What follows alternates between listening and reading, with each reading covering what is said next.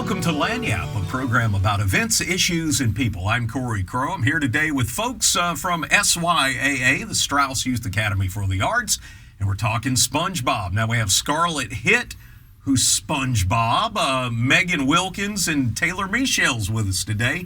Let me start with you, Scarlett. Is it fun playing SpongeBob? It is very fun. I would say this would possibly be the best role I've ever played because there's so much passion and just it's such a beautiful show. So yes, I would say it's amazing. It's fun? Yes, very fun. Taylor, I want to ask you, you're the director of SpongeBob. Wait, let me get it straight. The SpongeBob Musical. Yes. How's this different than the TV show? You wouldn't think it'd be too similar, but it really is. I have told everyone the musical it feels like something that was out of the early 2000s, like in the golden era of SpongeBob.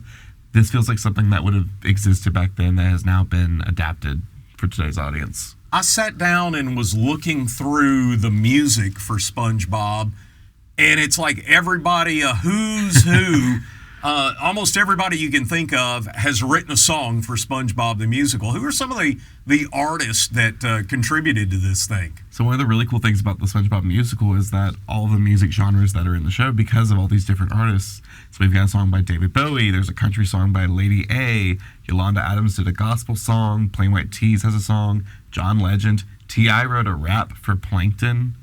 It's out of this world. There's so many good songs. My personal favorite, Cyndi Lauper. Sounds like a lot of fun. I was listening to some of the songs the other day, and some of your folks came in and sang, and this is a fun musical. I want to ask, Megan, you're the creative director. I'm getting old. I mean, SpongeBob is getting old, though, too. Don't tell me today's kids know SpongeBob? Are they hip to the SpongeBob? I think you'd be surprised at how many kids do know SpongeBob. And the musical is like he said, it's a difference in how today's version of SpongeBob is. The production is a family-friendly production, and I think it goes back to what he said, being like the newer years, the first years of SpongeBob. Taylor, do you think SpongeBob was for the kids, or was it for the adults all along? I think it's for everyone. There's just enough silliness that the kids are always going to love, and they're really smart with how they do some wordplay that the kids over their heads, but the adults are going to laugh at it. And it's not an inappropriate joke. It's just a joke the kids aren't going to get, but we're going to appreciate. But it pulls the adults in. Yeah. You're on your second weekend run this weekend on Saturday, shows at 2 and 7, and on Sunday shows at 3 p.m. And I want to ask Scarlett a little bit about playing SpongeBob. Do you have a favorite musical number in this production? All the music is really so phenomenal in this show, but I would say probably, I don't know, maybe Simple Sponge or BFF. They're all so good.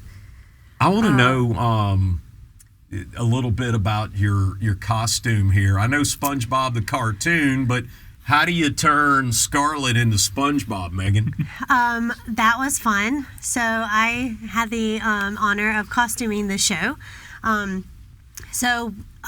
Yellow shirt to kind of bring out the spongy part of SpongeBob, and of course the brown plaid pants. I know SpongeBob wore brown khakis, but we went with a brown plaid and the suspenders for SpongeBob with the traditional red tie.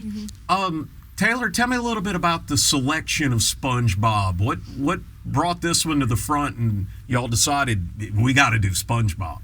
Actually, Megan, you probably know more about how that came about than I do. Well, we wanted to do a show that we knew hasn't been done in the area, and something that would bring in not only the community, but also schools would be interested in visiting as well. So we decided, looking through our list, we came across SpongeBob. After deliberating, we thought, hey, let's give it a shot. It's still popular today. It's still on TV after all these years. It's about promoting it as a fun, family-friendly production instead of kind of other things. Now, these are all young folks involved in the production. About how many folks does it take to pull off a SpongeBob production? We've got 50 in the cast.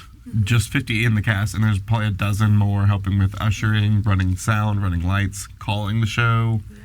sound effects. We have a live sound effects artist for this show too, so they're all working incredibly hard. I'm proud of all of them. You always are working on the next show, and I know you don't have long to pull one of these off. Scarlett, when did y'all start working on this?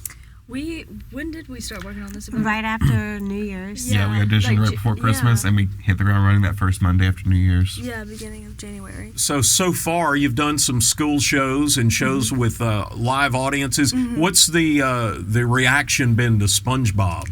Well, I remember the first school show I ever did at the beginning of Bikini Bottom Day. It's such a popular part where they all just started singing with me, like the entire room, they started singing with me, and it was amazing. It was so just joy. Okay, I got to get you to do it. I need to hear your SpongeBob voice. Lay it on me. Okay. Good morning, world, and all who inhabit it. That's pretty good. It's better than my SpongeBob voice. Mine too. Is it hard to get into the SpongeBob character? Like, what kind of preparation do you have to do to get into the mind of SpongeBob? Not much, because we're not super different, and he's just this big bundle of joy, and just like he's such like an anxious little guy too, but also he's just so like confident, and it really doesn't take that much for me to get into it. Just a few vocal warm-ups and laughs, SpongeBob laugh, but it's literally same person, like amazing character. All right, lay the laugh on me. Let me hear it. Okay. That's pretty good. SYAAonline.com. That's where you get the tickets. SpongeBob the Musical. Taylor, you're the director. Tell me what it's been like working with these young folks. It's always a delight working with them, and one of my favorite things working with them on this show is just seeing the growth, because I've gotten to work with about half of them before, so seeing how much they've grown from start to where we finished, and watching their parents. Honestly, I spend most of the weekend watching parents watch their kids and seeing how they react, and like just seeing the pride in their faces, and when they hit like a certain note that I know they're gonna nail, and the parents just like, my kid can do that. They didn't do that at home. That's the best part, honestly.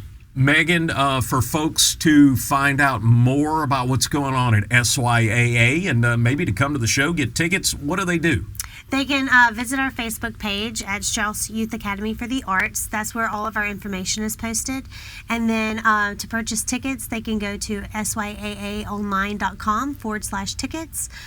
We also do sell tickets at the door, but to make sure that you do get a seat, we ask that you go online and reserve your tickets.